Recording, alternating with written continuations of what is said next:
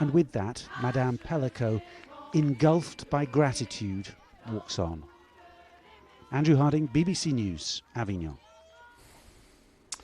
Well, joining me tonight, Hélène Conway-Mouret. She is the Senator for the French living abroad. She's also the Vice Chairwoman of the French Foreign Affairs and Defence Committee. Thank you very much, Senator, for being with us. Are you surprised by the leniency of many of the sentences that were handed out today? Well, first of all, I'm relieved that all of these men were sentenced. I know that it ranges from 3 years to 15 years in prison, but at least it shows that it was taken seriously, as you well know, that we still have a problem, well, certainly in France, with the leniency that of certain sentences and when rape is concerned. So what this trial has achieved, and your coverage is excellent, I find, is that it has shown, first of all, that there is an awareness as to the fact that rape can also take place in the home, and an awareness of the use of drugs as well to perpetrate rape. On that point, if I read the French definition of rape, I think a lot of people at home would be shocked, because it describes it as a sex act committed on someone using violence, coercion, threat or surprise, but it makes no mention of the need for a partner's consent. Which is there. We're by no means to be held up as an example when it comes to prosecuting rape, but it is there in black and white in British law. Is that something that the Assembly and the Senate will look again at? Yes, absolutely. And it's something that we have been looking at to change the law in France, as indeed consent is really what is at the core of this trial, and which showed that, in fact, apart from the fact that Gisèle Pélicot was unconscious when she was raped, and of course could not be asked or consent, but it is something that is absolutely essential, and it's something that we're working on indeed. One aspect of the trial that did shock me was the question the President of the court put to the accused. What kind of needs do you have sexually, he asked them. What does that tell you about the way rape is viewed in French society, even within the legal system?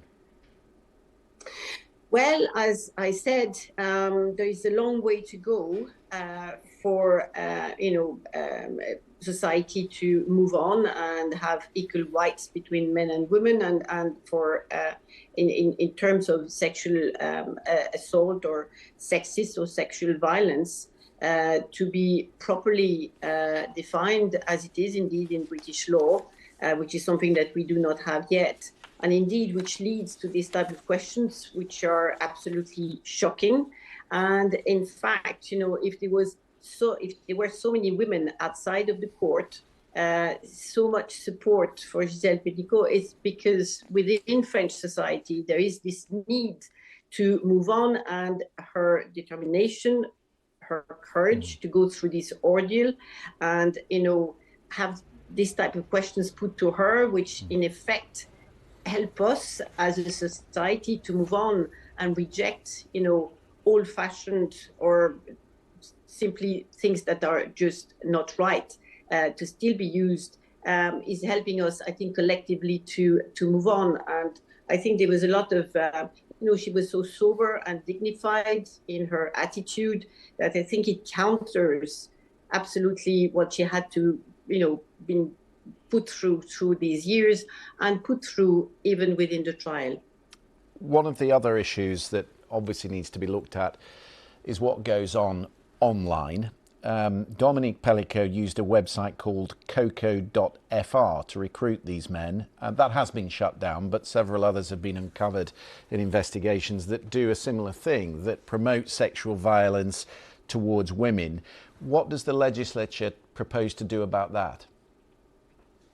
Well, you see, we are torn between two things. We live in democracies where there is a freedom of speech, and at the same time there's respect of privacy and so on. And within the social networks, we know that today legislation is stopping and condemning anti-Semitism, racism, people are pushing others to violent acts and so on.